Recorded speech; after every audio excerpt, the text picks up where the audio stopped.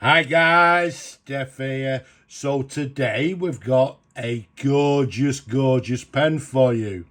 And this one, basically, a customer of mine reached out to me all the way from down under in Australia and asked me if I could actually service or repair his pen. So here's the pen before, and yeah, it's the Onoto Magna, as we can quite clearly see. Now, before I go any further, what I advise people, if you ever actually receive a Onoto Magna, not just the Magna, but also any of the plunger filler fountain pens, I recommend that you actually get the pen serviced straight away, because what happens inside, all the rubber seals, etc., harden and it can create problems, as in this particular case here.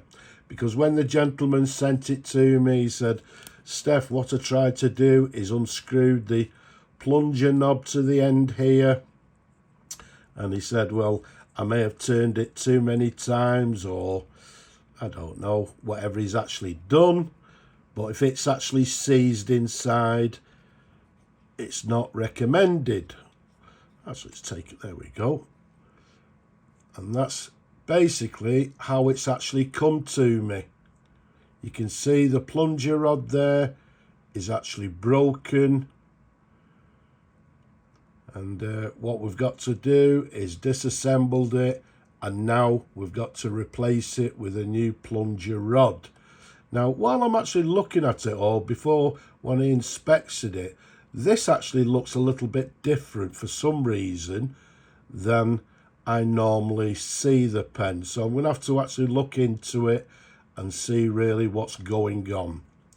But yeah, that's the reason that the pen, let me just look over my camera.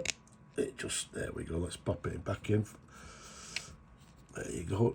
It takes a lot of screwing back in for some reason, but yeah, that's how it came to me. We've got to replace the rod with it. So what I'm going to do is disassemble it, have a look at the pen, do my best.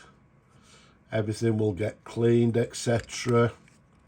But yeah, what I do recommend for you people, if you get any of the Onoto pens, the plunger fillers, don't try pulling out the plunger, because as in this particular case, is a possibility that you may break the pen. So after servicing the pen, here we have it, all ready to go back to the customer. A absolutely stunning, handsome Onoto Magna plunger filled fountain pen, one of my favourite pens.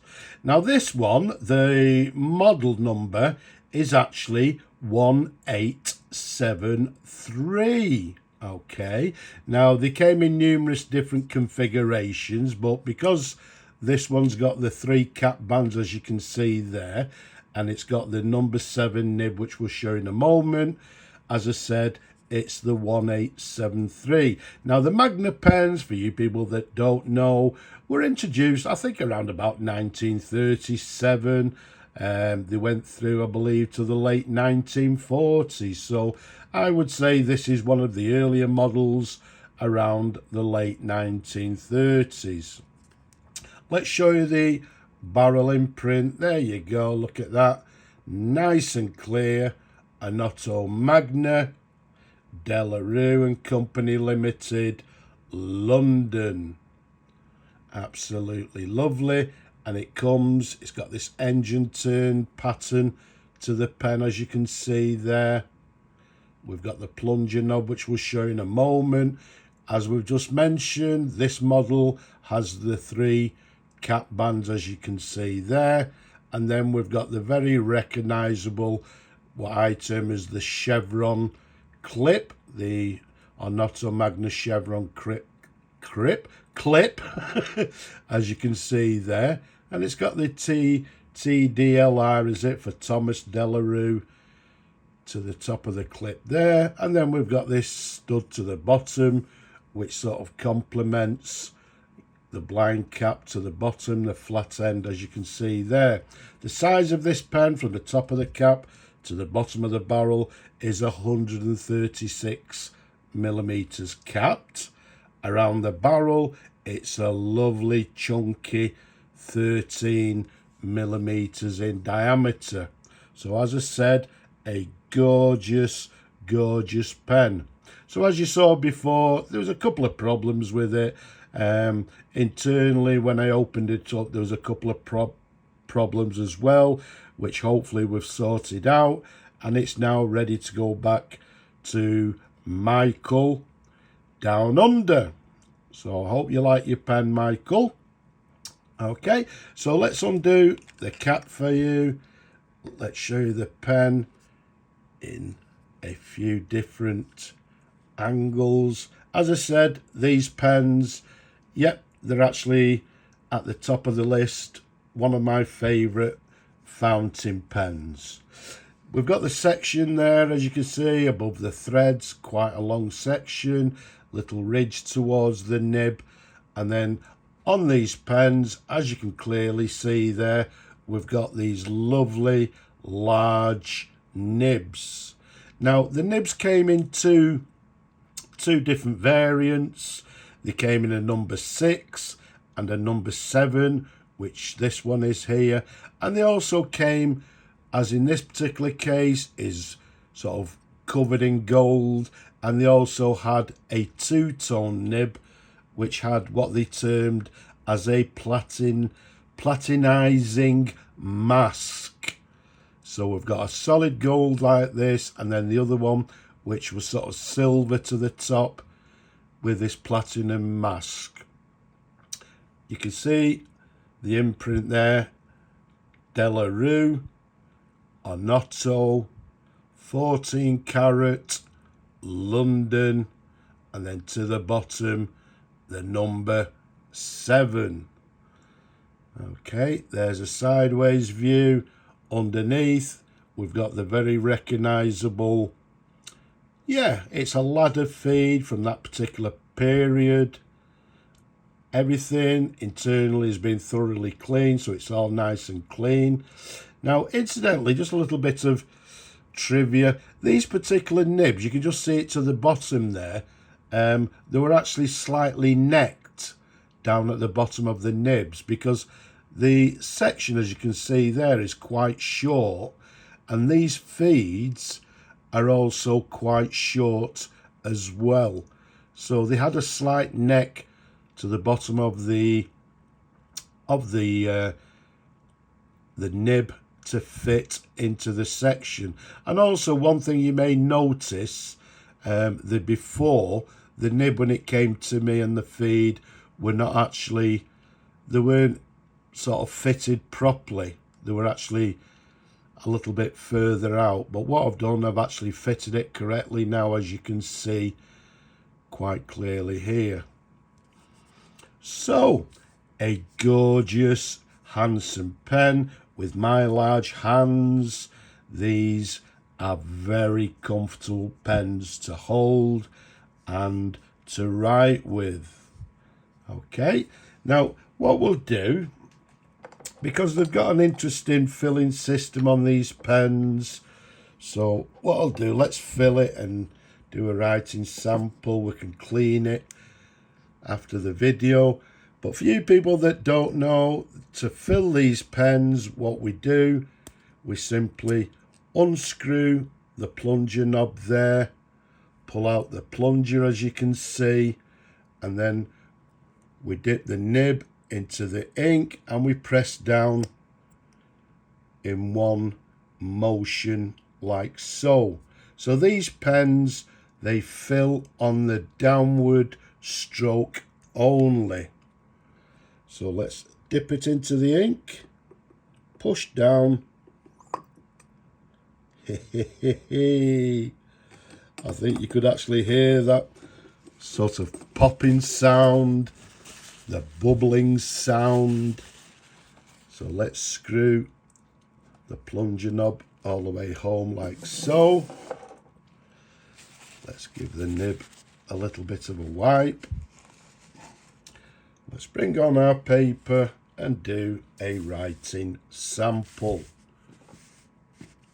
Okay, so what we have is a Onoto pen. There we go. Like I say, it's been fully cleaned. It just needs time for the ink to sort of wick through. But we've got the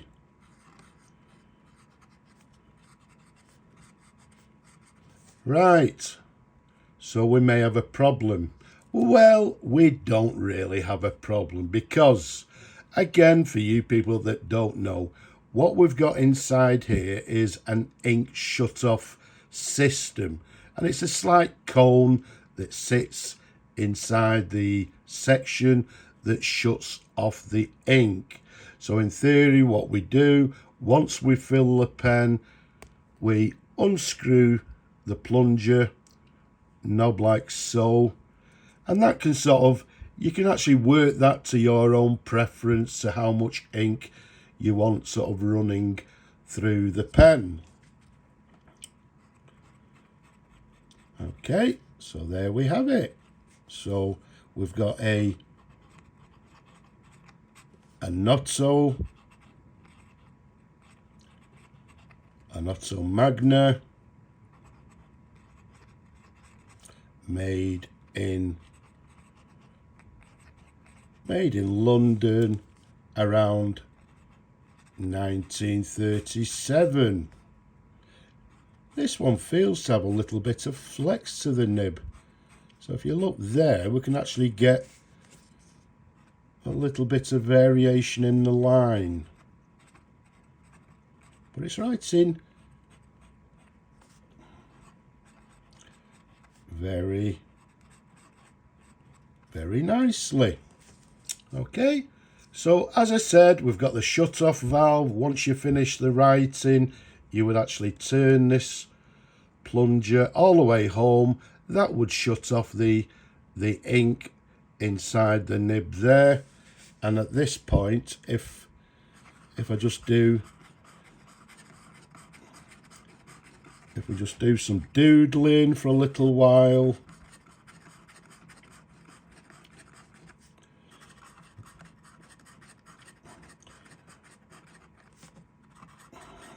says hey, bit of doodling, and there we go. Hey!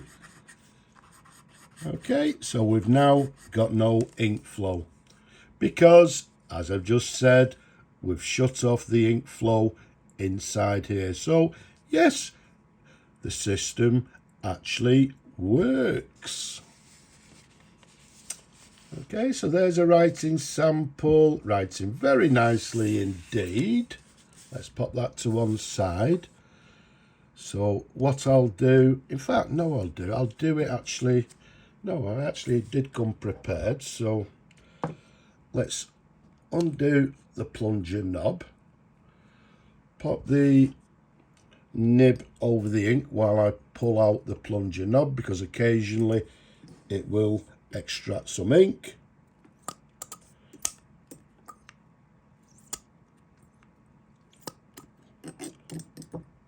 There we go. Let's get the majority of the ink out.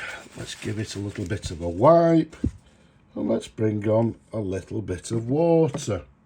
So once again, plunger out, dip the nib and the ink, the nib and a little bit of the section, and there you go. You can see all that bubbling going on. So let's pull the plunger out again, and there you go. When you pull out the plunger, occasionally you will get some ink coming out, so that's why you should do it over the ink bottle. So now if I press down on the plunger,